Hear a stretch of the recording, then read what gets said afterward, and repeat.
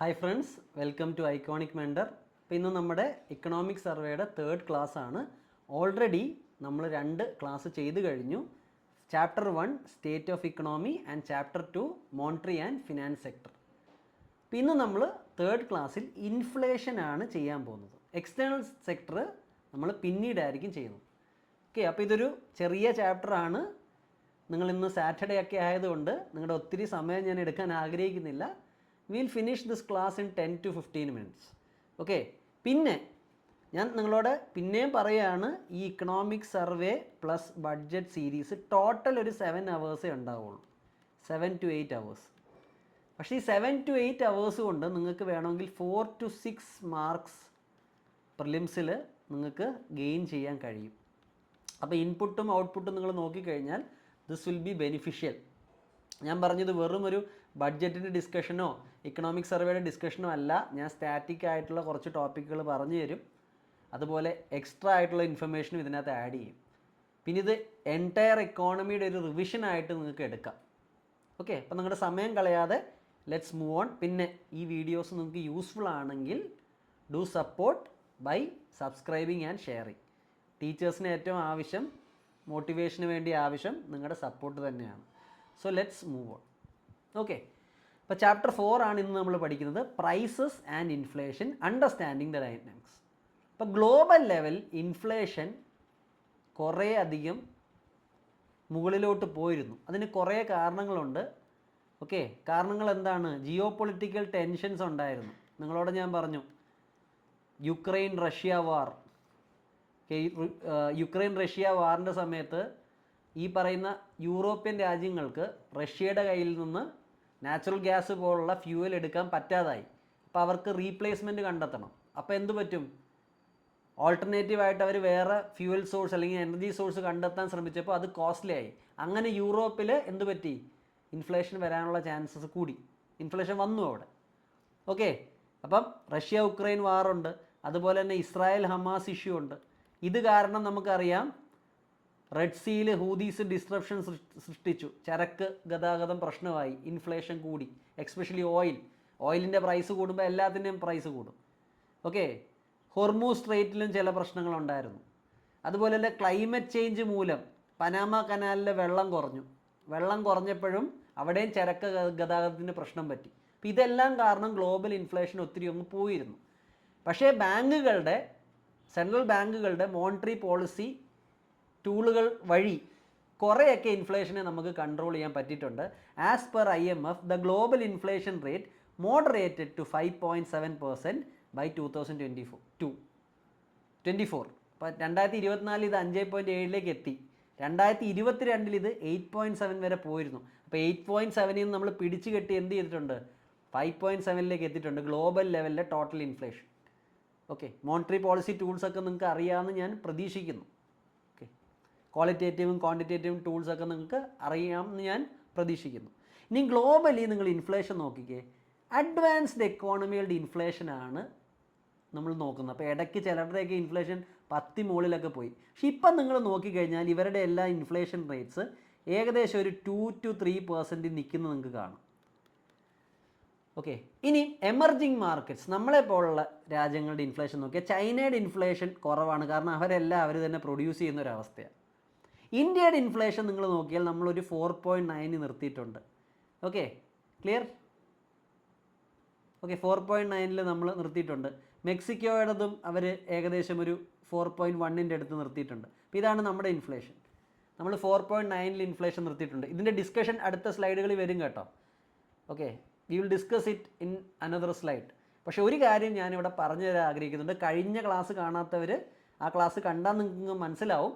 പക്ഷെ എന്നാൽ പോലും ഞാൻ ഒന്നുകൂടെ എക്സ്പ്ലെയിൻ ചെയ്ത് തരികയാണ്. ഈ വലിയ വലിയ രാജ്യങ്ങളിൽ അവർ ഇൻഫ്ലേഷൻ ടാർഗറ്റ് പലപ്പോഴും ചെറുതായിരിക്കും, 2 അല്ലെങ്കിൽ 3 ഒക്കെ ആയിരിക്കും. നിങ്ങൾ നോക്കിയാൽ US-ൻ്റെ ഇൻഫ്ലേഷൻ ടാർഗറ്റ് 2% ആണ്. എനിക്ക് തോന്നുന്നു UK EUവിൻ്റെ ഒക്കെ ഇൻഫ്ലേഷൻ ടാർഗറ്റ് 2% ആണ്. UK-യുടെ ഒക്കെ ടാർഗറ്റ്സ് 2% ആണ്. കാരണം ഇവർ ഓൾറെഡി ഒത്തിരി ഡെവലപ്പ് ചെയ്ത് കഴിഞ്ഞു. ഇവർ ഒട്ടും തന്നെ ഇൻഫ്ലേഷൻ ഇവർ സഹിക്കില്ല. എസ്പെഷ്യലി ജനങ്ങൾ വളരെ റിയാക്റ്റ് ആവും. പക്ഷേ നമ്മൾ എമർജിങ് മാർക്കറ്റ് ആയതുകൊണ്ട് നമ്മുടെ ഇൻഫ്ലേഷൻ ടാർഗറ്റുകൾ, എമർജിങ് രാജ്യങ്ങളുടെ പലരുടെ ഇൻഫ്ലേഷൻ ടാർഗറ്റുകൾ it will be on higher side. അപ്പം നിങ്ങൾ സ്റ്റാറ്റിക്കിൽ പഠിക്കുന്ന ഒരു കാര്യമുണ്ട്, ഇൻഫ്ലേഷൻ ആൻഡ് ഗ്രോത്ത് പാരഡോക്സ്. ഇപ്പം ഗ്രോത്ത് വരണമെങ്കിൽ കുറച്ച് ഇൻഫ്ലേഷൻ വരും, ഇറ്റ് ഈസ് അൺഅവോയ്ഡബിൾ. അപ്പോൾ ഇതിനെ രണ്ടും ബാലൻസ് ചെയ്യാൻ നമ്മുടെ സെൻട്രൽ ബാങ്ക് ശ്രമിക്കണം. പക്ഷേ എന്തായാലും ഗ്രോത്ത് വരുമ്പോൾ കുറച്ച് ഇൻഫ്ലേഷൻ വരും. കുറേ ഗ്രോത്തിന് നമ്മൾ ശ്രമിക്കുമ്പോൾ അതിൻ്റെ ഒരു ഇൻഫ്ലേഷനോടെ കയറി വരും. ഇൻഫ്ലേഷൻ മൊത്തത്തിൽ നമ്മൾ കട്ട് ചെയ്യാൻ നോക്കിയാൽ ഗ്രോത്തിനെ ബാധിക്കും. അപ്പോൾ ഇതൊരു ടെൻഷനാണ് സെൻട്രൽ ബാങ്കുകൾ ഡീൽ ചെയ്യുന്നത്. നിങ്ങൾ സ്റ്റാറ്റിക്ക് പഠിക്കണം കേട്ടോ. Inflation and growth paradox, you should study this. Okay, അപ്പോൾ ഞാൻ പറഞ്ഞത് ഇത്രയേ ഉള്ളൂ സിമ്പിളായിട്ട്. ഇവിടെ ഓബ്വിയസ്ലി വലിയ വലിയ അഡ്വാൻസ്ഡ് രാജ്യങ്ങളുടെ ഇൻഫ്ലേഷൻ ടാർഗറ്റ് ചെറുതും എമർജിങ് ആയിട്ടുള്ള മാർക്കറ്റുകളുടെ ഇൻഫ്ലേഷൻ ടാർഗറ്റ് കുറച്ചുകൂടെ ഹയർ സൈഡിലും ആയിരിക്കും. അതൊരു ജനറൽ ട്രെൻഡാണ്, നിങ്ങളത് ക്ലിയർ ആക്കി വയ്ക്കുക.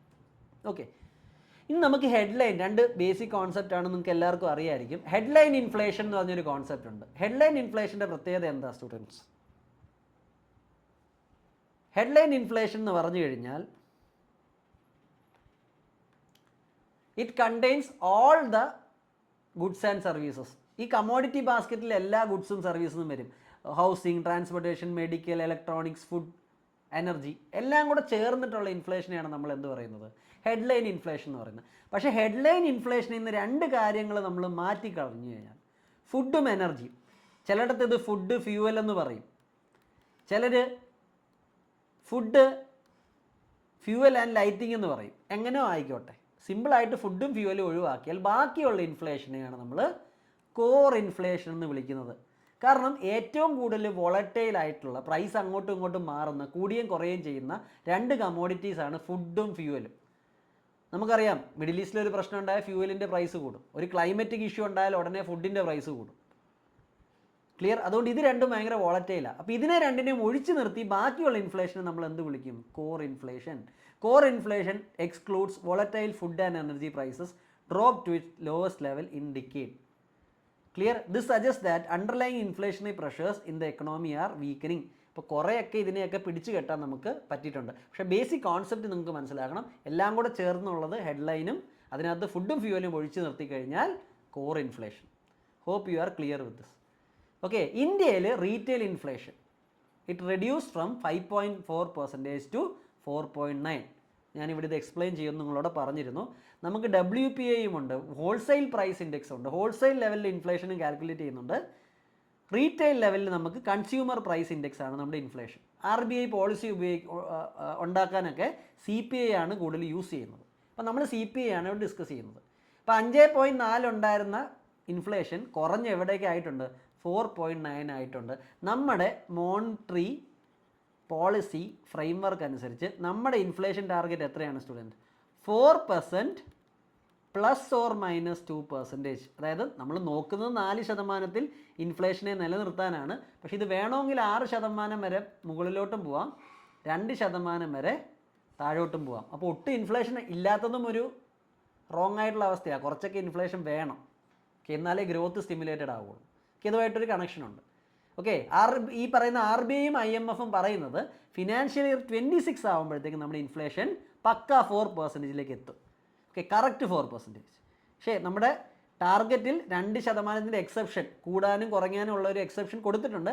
എന്നാൽ പോലും RBIയും IMFും പറയുന്നത് ഫിനാൻഷ്യൽ ഇയർ 26 ആകുമ്പോഴത്തേക്ക് നമ്മുടെ ഇൻഫ്ലേഷൻ 4%ലേക്ക് എത്തുമോയെന്ന്. ഇനി ഇൻഫ്ലേഷൻ നിങ്ങൾ നോക്കിക്കഴിഞ്ഞാൽ ഇവിടാണ് നമുക്ക് ട്രെൻഡ് ബേസ്ഡ് ചില അണ്ടർസ്റ്റാൻഡിങ് ഡെവലപ്പ് ആവുന്നത്. നമ്മുടെ CPI നിങ്ങൾ നോക്കിയാൽ ഞാൻ പറഞ്ഞു ഏകദേശം 4.9% ആണ്. പക്ഷേ നമ്മുടെ ഫുഡ് ഇൻഫ്ലേഷൻ നോക്കിക്കുക നിങ്ങൾ, ഫുഡ് ഇൻഫ്ലേഷൻ 8% മുകളിലാണ്. അപ്പം നമ്മുടെ CPI അതൊരു ഹെഡ്ലൈൻ ഇൻഡെക്സ് ആണ്. അതിനകത്ത് ഫുഡും വരും, ഫ്യൂവലും വരും, എല്ലാം വരും.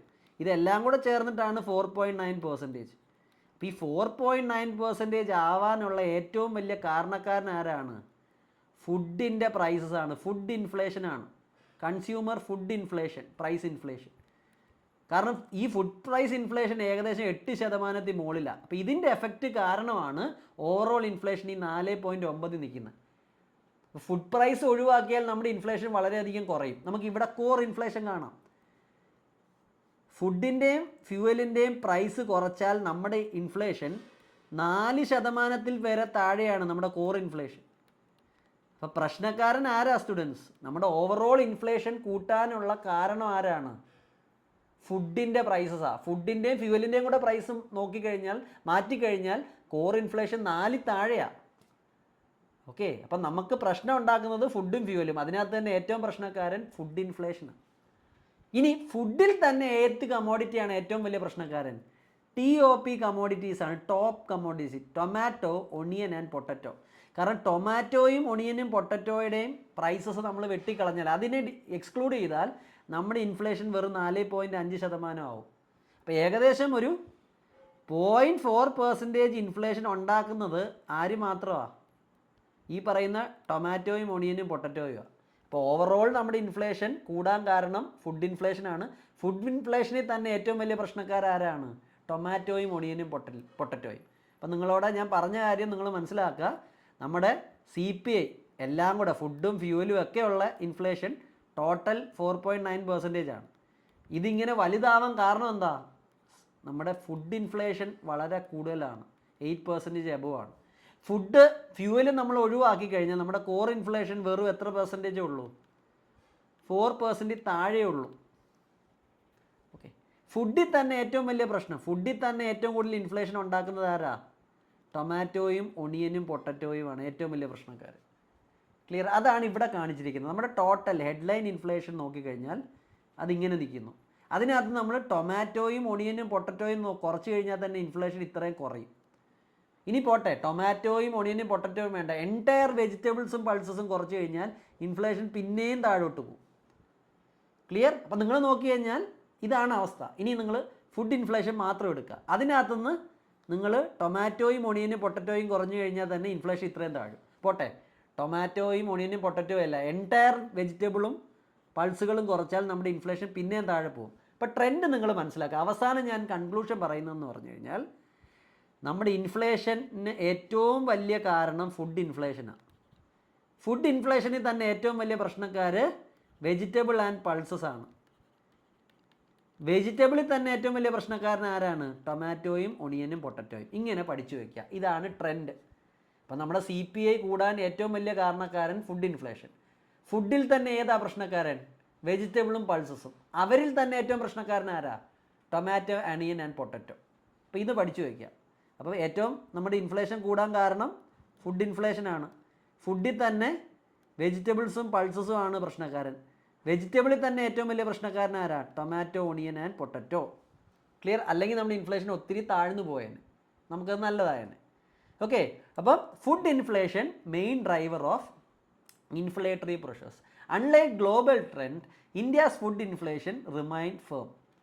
Okay, this was not broad-based issue but was largely driven by few commodities. നമ്മുടെ ഫുഡ് ഇൻഫ്ലേഷൻ എല്ലാ ഫുഡിനും നമുക്ക് പ്രശ്നമില്ല, വിലക്കയറ്റമൊന്നുമില്ല. ഫുഡ് ഇൻഫ്ലേഷൻ ഏറ്റവും കൂടിയേക്കുന്നത് വെജിറ്റബിൾ ആൻഡ് പൾസസിനാണ്. Okay, despite only having 8.4% weightage in CPI. നിങ്ങൾ ഹോംവർക്ക് ചെയ്യണം. CPIയിൽ ഓരോ ഗുഡ്സിനുള്ള വെയിറ്റേജ് എന്താണെന്ന് നോക്കണം. ഏറ്റവും കൂടുതൽ ഏതാ, ഏറ്റവും കുറവ് ഏതാണ്.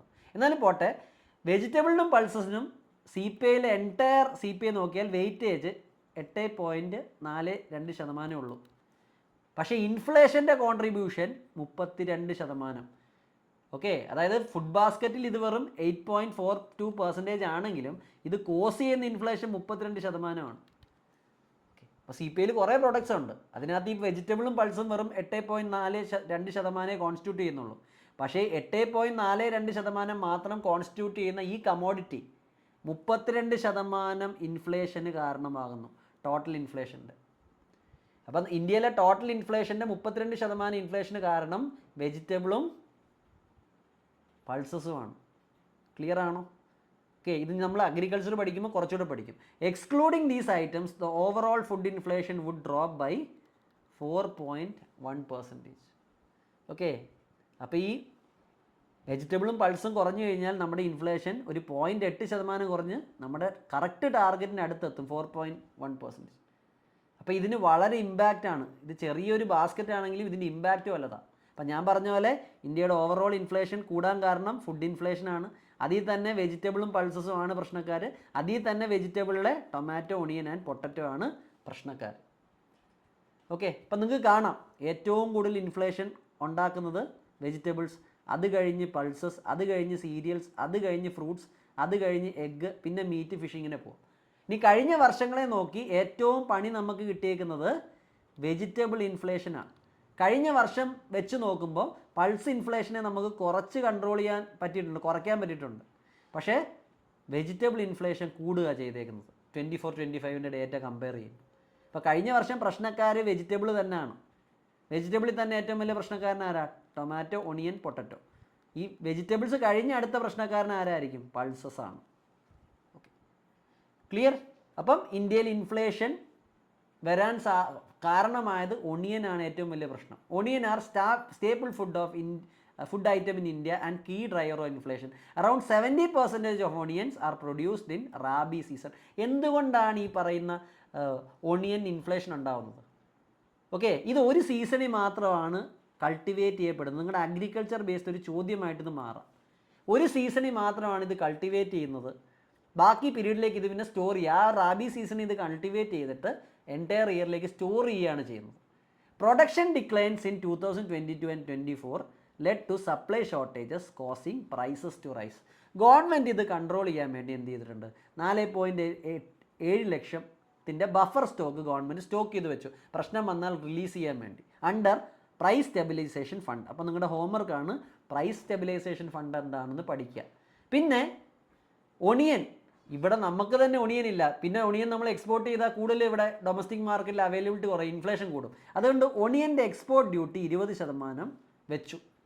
ഓക്കെ, പ്രൈസ് റൈസ് കൂട്ടാൻ. അപ്പോൾ ഇവിടെ ഒന്നാമത് ഒണിയൻ കുറവാണ്, ഇനി നമ്മളിത് എക്സ്പോർട്ടോടെ ചെയ്താൽ ഇവിടെ ഡൊമസ്റ്റിക് മാർക്കറ്റ് കിട്ടാനില്ലാതെ വില കൂടും. അതുകൊണ്ട് ഒണിയന് 20% എക്സ്പോർട്ട് ഡ്യൂട്ടി ഗവൺമെൻറ് വെച്ചു. ഓക്കെ, ഒണിയൻ പുറത്തു പോകാതിരിക്കാൻ, ഇവിടെ അവൈലബിലിറ്റി കൂടാൻ. പിന്നെ സബ്സിഡൈസ്ഡ് സെയിൽസ് നടത്തി ഗവൺമെൻറ് കയ്യിലുള്ള സ്റ്റോക്ക് വില കുറച്ച് കിലോയ്ക്ക് 35 രൂപയ്ക്ക് ഗവൺമെൻറ് വിറ്റഴിച്ചു, കൺസ്യൂമേഴ്സിൻ്റെ പ്രശ്നം ഈസി ചെയ്യാൻ വേണ്ടി. അപ്പോൾ ഇതൊക്കെയാണ് ഗവൺമെൻറ് എടുത്തിരിക്കുന്ന മെഷേഴ്സ്. ഇനി ടൊമാറ്റോയുടെ പ്രശ്നം എന്താ? ഇതിൻ്റെ ഷെൽഫ് ലൈഫ് കുറവാണ്. ഇത് അധികം നാൾ പുറത്ത് ഇടാൻ പറ്റില്ല. ഉള്ളി നമുക്ക് പുറത്തിടാം, ടൊമാറ്റോ പുറത്തിട്ടാൽ ചീഞ്ഞു പോകും. സ്റ്റോറേജ് ചാലഞ്ചസ് ആണ് ഇതിൻ്റെ പ്രശ്നം. അതുകൊണ്ട് ഇതിൻ്റെ പ്രൈസസ് ഒണിയനെക്കാട്ടിയും വോളട്ടൈലാണ്. പിന്നെ ഇതിൻ്റെ ഒരു പ്രശ്നം എന്താ? ടൊമാറ്റോ എല്ലായിടത്തും പിടിക്കില്ല. ഇതിൻ്റെ കോൺസെൻട്രേഷൻ എവിടെ? മധ്യപ്രദേശ്, ആന്ധ്രാപ്രദേശ്, കർണാടക, ഗുജറാത്ത് ആൻഡ് ഒഡീഷ. ഓക്കെ, അത് കാരണം ഇവിടെ എന്തുണ്ട്? This makes supply chain vulnerable to disruption. ഈ സ്ഥലങ്ങളിൽ ഏതെങ്കിലും ക്ലൈമറ്റ് ചേഞ്ച് റിലേറ്റഡ് ഇഷ്യൂ വന്നാലോ, വെതർ റിലേറ്റഡ് പ്രോബ്ലംസ് വന്നാലോ, അതുപോലെ എന്തെങ്കിലും ഒരു ഇഷ്യൂ വന്നാലോ ഓവറോൾ ടൊമാറ്റോയുടെ പ്രൈസ് പോകും. ഗവൺമെൻറ് എന്ത് ചെയ്തിട്ടുണ്ട് പ്രശ്നം സോൾവ് ചെയ്യാൻ? സബ്സിഡൈസ്ഡ് സെയിൽ, വില കുറവിൽ കയ്യിലുള്ള സ്റ്റോക്ക് 65 കിലോ രൂപയ്ക്ക് വിറ്റു. ഈ കണക്കൊന്നും നിങ്ങൾ പഠിക്കേണ്ട. എന്തുകൊണ്ട് ഒണിയൻ്റെ പ്രൈസ് കൂടുന്നു അത് പഠിച്ചു വെക്കണം. ഓക്കെ, അത് ഒരു സീസണിൽ മാത്രമേ ഒണിയൻ നമ്മൾ കൾട്ടിവേറ്റ് ചെയ്യുന്നു, ബാക്കി സീസണിലേക്ക് സേവ് ചെയ്ത് വെക്കുക. അപ്പോൾ പ്രൊഡക്ഷൻ്റെ സമയത്ത് അളവ് കുറഞ്ഞാൽ അത് പ്രശ്നമാണ്. ടൊമാറ്റോയുടെ പ്രശ്നം അത് സ്റ്റോർ ചെയ്യാൻ പാടാ, അത് പെട്ടെന്ന് ചീഞ്ഞു പോകും. രണ്ട്, അത് കുറച്ച് സ്ഥലങ്ങളിലേ ഗ്രോ ചെയ്യുന്നുള്ളൂ. അവിടെ പ്രശ്നം വന്നാൽ എൻറ്റയർ ടൊമാറ്റോ പ്രൊഡക്ഷൻ എഫക്റ്റ് ചെയ്യും. ഗവൺമെൻറ് എടുത്തിരിക്കുന്ന സ്റ്റെപ്പുകൾ നിങ്ങളൊന്ന് അറിഞ്ഞു വെക്കുക. ഇനി തുർഡാൽ, അടുത്ത ഏറ്റവും വലിയ പൾസസിൽ തന്നെ ഏറ്റവും വലിയ പ്രശ്നം. India's pulse production remains below demand leading to supply deficit. Clear? Demand ഉണ്ട്, പക്ഷേ എന്തില്ല? പ്രൊഡക്ഷൻ ആവശ്യത്തിനില്ല. ക്ലിയർ? നിങ്ങൾ പൾസസിൻ്റെ പ്രൊഡക്ഷനിൽ ഇന്ത്യ ഏത് റാങ്ക് ആണെന്ന് നിങ്ങൾ കണ്ടു കഴിഞ്ഞാൽ നിങ്ങൾ ഞെട്ടിപ്പോവും. ചില കാര്യങ്ങളിൽ ഇന്ത്യ ഫസ്റ്റ് റാങ്ക് ആയിരിക്കും പ്രൊഡക്ഷന്, പക്ഷേ ഇമ്പോർട്ടിലും ഫസ്റ്റ് റാങ്ക് ആയിരിക്കും. ഏതൊക്കെയാണെന്ന് നോക്കി വയ്ക്കുക. ഓക്കെ, അപ്പം തുർഡാലിൻ്റെ പ്രൊഡക്ഷൻ 13% കുറഞ്ഞു 22-23 compared to 23-24. Okay, clear? Okay, production of തുർഡാൽ fell by 13.6 in 2022-23 and 10.8% in 23-24 causing price spikes. Data important അല്ല, ഇതിൻ്റെ പ്രൊഡക്ഷൻ കുറഞ്ഞു എന്നുള്ളത് മനസ്സിലാക്കുക. ഗവൺമെൻറ് എന്ത് ചെയ്തു? ഗവൺമെൻറ് ഈ പറയുന്ന തുർഡാൽ ഇമ്പോർട്ട് ചെയ്തു, ഇവിടെ അവൈലബിലിറ്റിക്ക് വേണ്ടി പുറത്തുനിന്ന് ഇറക്കുമതി ചെയ്തു.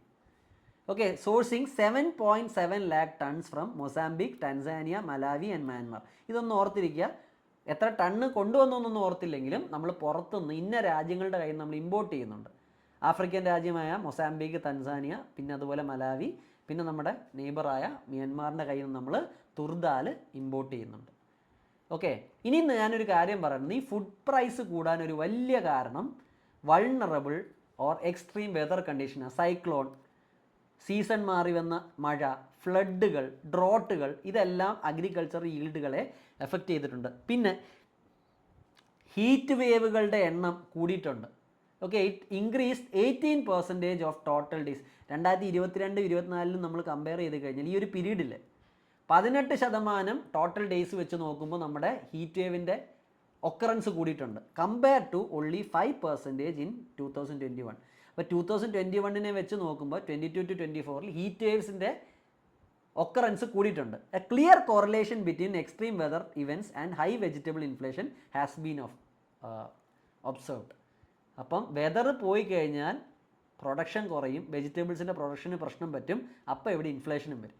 ഇതിൻ്റെ ഒരു ഗ്രാഫാണ് ഇവിടെ കാണിച്ചിരിക്കുന്നത്, നിങ്ങൾക്ക് പിന്നീട് നോക്കാം. പിന്നെ ഇവിടെ നോക്കിക്കേ, ഹീറ്റ് വേവുകളുടെ എണ്ണം കൺസിസ്റ്റൻ്റ് ആയിട്ട് കൂടുന്നുണ്ട്. 22 ഒന്ന് കുറഞ്ഞു, പിന്നെ 24 പിന്നെ സ്പൈക്കായി. അപ്പോൾ ഈ വർഷങ്ങളുടെ കറസ്പോണ്ടിങ് ആയിട്ട് കൂടുതൽ ക്രോപ്പ് ഏരിയകൾ നശിച്ചു പോയി. ക്രോപ്പ് ഏരിയകൾ നശിക്കുമ്പോൾ പ്രൊഡക്ഷൻ കുറയും, വെജിറ്റബിൾസ് കിട്ടാനില്ലാതാവും, ഇൻഫ്ലേഷൻ വരും. ഓക്കെ, ഇനി പോളിസി മെഷേഴ്സ് ഗവൺമെൻറ് എന്ത് ചെയ്തിട്ടുണ്ട്? ഗവൺമെൻറ് എന്ത് ചെയ്തിട്ടുണ്ട്? ഷോർട്ട് ടേമിൽ ചെയ്ത കാര്യങ്ങൾ ഞാൻ പറഞ്ഞു. എക്സ്പോർട്ടിന് വിലക്ക് വെച്ചു, സബ്സിഡൈസ് റേറ്റ് വിറ്റഴിച്ചു, ഇമ്പോർട്ട് ചെയ്തു. അതല്ലാതെ ഗവൺമെൻറ് ഇനി എന്താ ചെയ്യുന്നത്? Development climate resilient crop varieties and enhanced farming practices. Climate resilient ആയിട്ടുള്ള വെജിറ്റബിൾസ് നമ്മൾ പ്രൊഡ്യൂസ് ചെയ്യണം. കുറച്ചൊക്കെ വെതർ മാറിപ്പോയാലും അതിനെ തടുക്കാൻ കഴിവുള്ള ക്രോപ്സ് നമ്മൾ ഡെവലപ്പ് ചെയ്തെടുക്കണം. അതിനകത്ത് നമ്മുടെ റിസർച്ച് ആൻഡ് ഡെവലപ്മെൻറ്റിന് വലിയ റോളുണ്ട്. ഓക്കെ, ഫാർമിംഗ് പ്രാക്ടീസസ് ബെറ്റർ ആക്കണം to mitigate the effect of extreme weather. പ്രശ്നം വന്നാലും ബെറ്റർ പ്രാക്ടീസസ് വഴി നമ്മൾ പ്രശ്നങ്ങൾ പരിഹരിക്കും. To achieve long term stability. പിന്നെ ഫാമേഴ്സിനെ ട്രെയിൻ ചെയ്യണം. ട്രെയിൻ ചെയ്താലാണ് അവർക്ക് പ്രോപ്പറായിട്ട് ക്രോപ്പ് ചെയ്യാൻ പറ്റൂ. പ്രോപ്പറായിട്ട് ക്രോപ്പ് ചെയ്ത് കഴിഞ്ഞാൽ ചിലപ്പോൾ നമുക്ക് ക്ലൈമറ്റ് റെസിലിയൻ്റ് ആയിട്ടുള്ള ക്രോപ്സിനെ ഡെവലപ്പ് ചെയ്യാം. ഓക്കെ, വേസ്റ്റേജ് കുറയ്ക്കാം, ഈൽഡ് കൂട്ടാം. ക്ലിയർ? അപ്പോൾ ഫാർമേഴ്സിന് പ്രോപ്പറായിട്ടുള്ള സയൻറ്റിഫിക് ആയിട്ടുള്ള ഫാമിംഗ് പഠിപ്പിച്ച് കൊടുക്കുക, അപ്പോൾ പ്രൊഡക്ഷൻ കൂടും. Strengthening real time data collection for better price monitoring and policy intervention. ഇനി സീരിയൽസിനും പൾസസിനും വെജിറ്റബിൾസിനും വേണ്ടി ഇതിൻ്റെ ഇൻഫ്ലേഷൻ കുറയ്ക്കാൻ ഗവൺമെൻറ് എന്തൊക്കെ ചെയ്തിട്ടുണ്ട്? സ്റ്റോക്ക് ലിമിറ്റ് വീറ്റിൻ്റെ കൂടിയിട്ടുണ്ട്. ഓപ്പൺ മാർക്കറ്റിൽ വീറ്റും റൈസും സെല്ല് ചെയ്യുന്നുണ്ട് ഷോർട്ടേജ് വരുമ്പോൾ. Sale under Bharat brand. Bharat brand കേരളത്തിൽ ഒത്തിരി കോൺട്രവേഴ്ഷ്യൽ ആയതാണ്. വീറ്റ് ഫ്ലോറും റൈസും ഭാരത് ബ്രാൻഡിൽ വിറ്റഴിക്കുന്നുണ്ട്. പൾസസും ഭാരത് ബ്രാൻഡിൻ്റെ അണ്ടറിൽ ചന, മൂങ്, മസൂർ ദാൽ വിറ്റഴിക്കുന്നുണ്ട്. Duty free import desi chana, tur, urad, masoor, LOP ഇതൊക്കെ ഇമ്പോർട്ട് ഡ്യൂട്ടി ഒഴിവാക്കി ചീപ്പായിട്ട് ഇമ്പോർട്ട് ചെയ്യുന്നുണ്ട്. പിന്നെ സ്റ്റോക്ക് ലിമിറ്റുകൾ വെക്കുന്നുണ്ട്, ആരും ഹോർഡിങ് ചെയ്യാതിരിക്കാൻ വേണ്ടി. തുറും ദേശി ചേനയൊന്നും ഒരു ലെവലിൽ കൂടുതൽ സ്റ്റോക്ക് ചെയ്യരുത്, കരിഞ്ചന്ത ഒഴിവാക്കാൻ വേണ്ടി വിറ്റഴിച്ചോണം. വെജിറ്റബിൾസ് സബ്സിഡൈസ് ചെയ്ത് നേരത്തെ പറഞ്ഞു, ഒണിയനും ടൊമാറ്റോയും സബ്സിഡൈസ്ഡ് പ്രൈസിൽ വിറ്റഴിച്ചു വില കുറയ്ക്കാൻ വേണ്ടി. അതുപോലെ ഒണിയന് നമ്മളൊരു ബഫർ സ്റ്റോക്കും വെക്കുന്നുണ്ട്. ഒണിയൻ കിട്ടാതായ സ്റ്റോക്കിൽ നിന്ന് സർക്കാർ റിലീസ് ചെയ്യും. ഓക്കെ, അപ്പോൾ ഇതൊക്കെയാണ് ഇൻഫ്ലേഷൻ റിലേറ്റഡ് ആയിട്ടുള്ള കാര്യങ്ങൾ. കുറച്ച് ബേസിക്സ് നിങ്ങൾ മനസ്സിലാക്കി വെക്കണം. ഇന്ത്യയിലെ പ്രശ്നക്കാരൻ ഫുഡ് ഇൻഫ്ലേഷനാണ്. അതിൽ തന്നെ വെജിറ്റബിളും പൾസസും ആണ് പ്രശ്നക്കാരൻ. അതിൽ തന്നെ വെജിറ്റബിളാണ് പ്രശ്നക്കാരൻ. വെജിറ്റബിളിൽ തന്നെ ആരാ പ്രശ്നക്കാരൻ? Tomato, onion and potato. അപ്പോൾ ടൊമാറ്റോയ്ക്കും ഒണിയനും പൊട്ടറ്റോയ്ക്കും ഇന്ത്യയിൽ വില കൂടാനുള്ള കാരണങ്ങൾ ഞാൻ പറഞ്ഞു. വെതറിൻ്റെ കാര്യങ്ങൾ പറഞ്ഞു, ലോക്കലൈസ്ഡ് പ്രൊഡക്ഷൻ്റെ കാര്യങ്ങൾ പറഞ്ഞു, ഒറ്റ സീസണിൽ മാത്രമേ ഗ്രോ ചെയ്യുന്നു ആ പ്രശ്നം പറഞ്ഞു. പിന്നെ ഗവൺമെൻറ് എന്തൊക്കെ ചെയ്തിട്ടുണ്ടെന്നുള്ളത് ഞാൻ പറഞ്ഞു. ബഫർ സ്റ്റോക്ക് വെക്കുക, ഓക്കെ, ഭാരത് ബ്രാൻഡിൻ്റെ പേരിൽ വിറ്റഴിക്കുക, എക്സ്പോർട്ടിൻ്റെ മുകളിൽ റെസ്ട്രിക്ഷൻ വെക്കുക, ഇമ്പോർട്ട് ചീപ്പാക്കുക. അപ്പോൾ ഇതൊരു അഗ്രികൾച്ചറിന് വളരെ ഇമ്പോർട്ടൻ്റ് ആയിട്ടുള്ളൊരു ഡിസ്കഷൻ ആയിരുന്നു ഇത്. ഓക്കെ, അപ്പോൾ ബെനിഫിഷ്യൽ ആണെന്ന് പ്രതീക്ഷിക്കുന്നു. അടുത്ത ദിവസം നമുക്ക് ഈ എക്സ്റ്റേണൽ സെക്ടർ പഠിക്കാം. Okay, so please make use of this sections. Okay, അപ്പോൾ keep racing. Thank you. Have a great day.